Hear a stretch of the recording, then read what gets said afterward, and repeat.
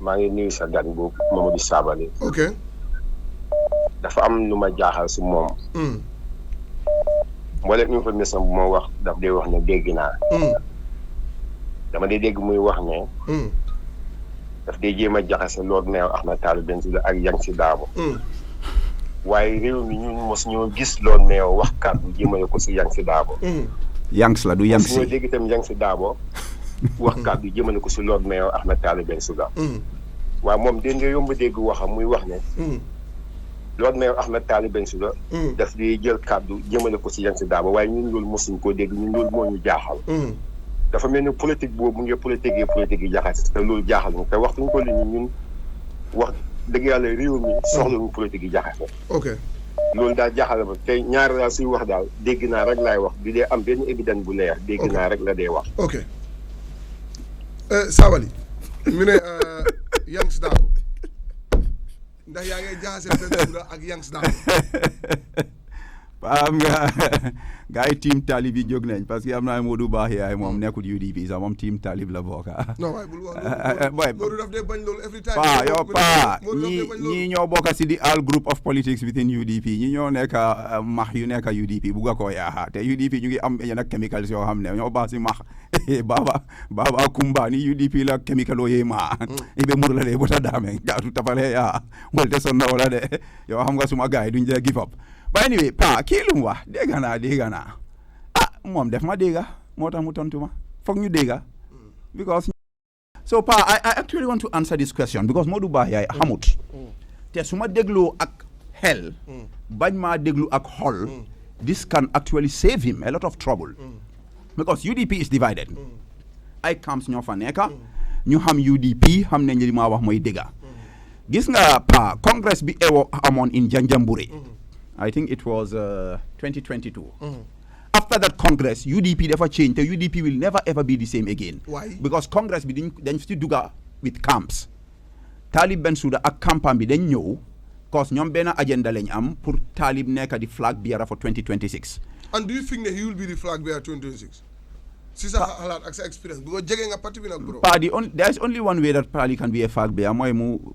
beru mu dem nekk independent candidate not within UDP wara parti buñ ko tuumal because I don't have evidence about that mu dem establish parti boobu. So déglu ma. We went into that congress with camps. Team Talib am na then ñoom Lamin Sané OIC ñoom tam ñu am seen camp ñoom Kémo Cissé yëpp ñoo fu lañ nekk ak Yang Darboe bi moo wax nii. So obviously ñaaka déggoo bi nekk between Talib ak Yang Darboe is quite apparent. man nag maa bokkutoon camp te man musuma ut place biir UDP at the time I was a member and commando title bi nga xam ne foog naa ne moo gënoon a force title yi ne Baba la commando so loolu ñoom Talib sax def leen naxari ak some envious people in the diaspora ak ñi nga xam ne ñoom Boubacar Sidiki nga xam ne dañ file son papa yi ñoo sanca parti bi Ousseynou ñëw bugga ma óoluma jox ma that title so man utuma place aw ma fa woon executive position waaye cër bi ma fa amoon even some executive members amuñ ko so Lamin Sané ak groupe am bi nga xam ne sorry to say his name enough respect to him but Amadou Sané was part of that group ñoom Kémo Cissé ñu ooma pour ma dugga si groupe boobu ma ne leen non ñu ne ma da nga bugga nga am an executive position ma ne leen man daal bugguma ut place gars yi convince ma convincé ba dugga ñu ne léegi mën naa ut in fact I will say this. Ma answer this question because this relationship between me and Talib is the talk of the town. Okay. Fi ma bëggoon a push mooy pour ma apply for national organizing secretary of the UDP. mooy suma camp members yi. ñoom Lamin Sané groupe boobu. biñ ko waxee te loolu position yi Talib la. te man according to democracy war naa sañ pour ma dem ut that position because the positions were open. Why? xam naa ne su ma waree apply for that position ñu dem into election with Talib that will be noise will even be bigger than presidential election because the party leader who had a lot of love and respect and honor for dafa difficult kan la moo saydal Talib doomam la man doomam la te Talib moo ma gën a yàgga si parti boobu Ousseynou Dabo or na ko at that time billahi wallahi tallahi ne lu ma ko mënaloon si parti boobu Talib mënu ko. So what was Ousseynou going to do? Manilen Mandal? No. But there is a history to it, That position bu Talib Bensouda amee noonu. Suku Singate, mon amon position bobo. Guy, because of the Talib influence and the money he's pumping into the party, ñu move away Suku Singate from that position ñu jox ko Talib waaye man buñ ma ko offer you're telling me ne xaalis moo tax Talib am position bi of course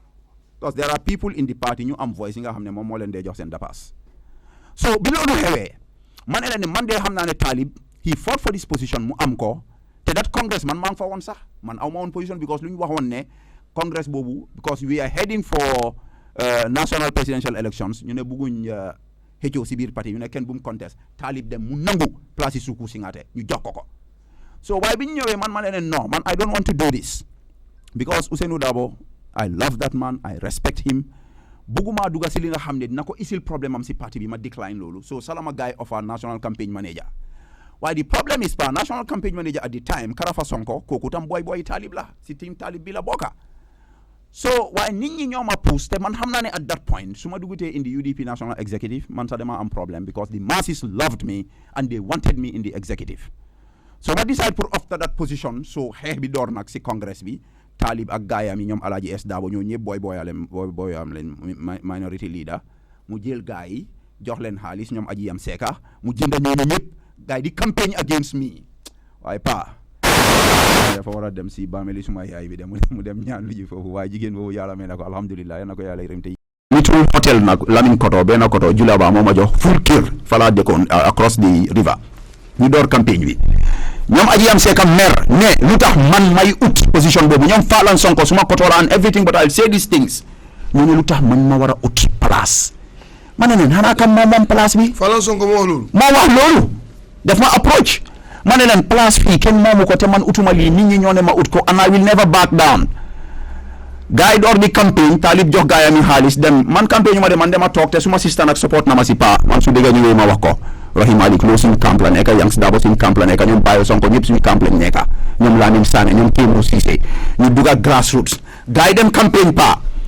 ñu dem campagne délégué si ñëw ba at the time pa nit sooy defal te yàlla tax te nga xam ne yàlla moo laa fay fu gars yi dem campagne ma call leen ma ne leen Talib mu ngi yónni ay nit waaye man dama soxla place bi ñu ne ma Sabally yow yaa dee ñëw suñ football match yi yow yaa dee ñëw nga fanaan suñ néegi ñax yi pa man nu ma dee dem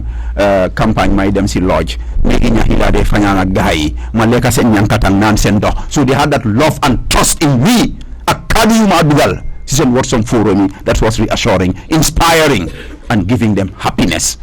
pa campagne bi tanga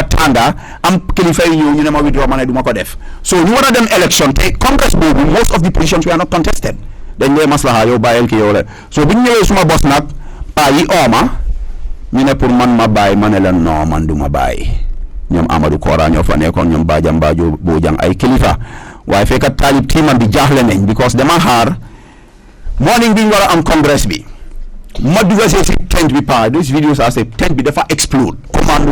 commando Talib ak gaayam ñoom Karafa ñu discourage te Talib daf si amoon interest because Talib xam na ne dafa bëgg a def coup d'état within UDP pour mu jël place yi Ousainou Darboe bi waaye if the campaign manager is not in team Talib du ko mën a def so moo taxoon mu jaral ko mu joxe xaalis pour ñu campaign against me waaye man suma kaddu suma jëma ak nit ñi liñ ma bëgg ak people like Rahim Malik Lo nga xam ne the entire Banjul voice were coming to me ay CRR yëpp ay North Bank yëpp nit yi Rahim Malik Lo leen suma sister they were all going to vote for me so this was the problem so biñ demee ba gis ne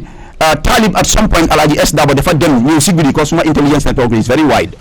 gars yi fu ñu campé Alhaji S Darboe ñëw mu ne ko ne I have finished them because there is another story waaye loolu du xëj si li mu nga ma ooy at another time bu ñoo sponsor a resolution pour amend the constitution Alhaji S Darboe has doyadul néeloo doole Amadou Sané di joy because Alhaji S Darboe is in the Talib camp ay Talib yi seen boppa ñu ñëw ñu oot Karafa parce que pa yu fa nekk ñoom Bajamba ñu ne liñ gis si campagne boobu for that position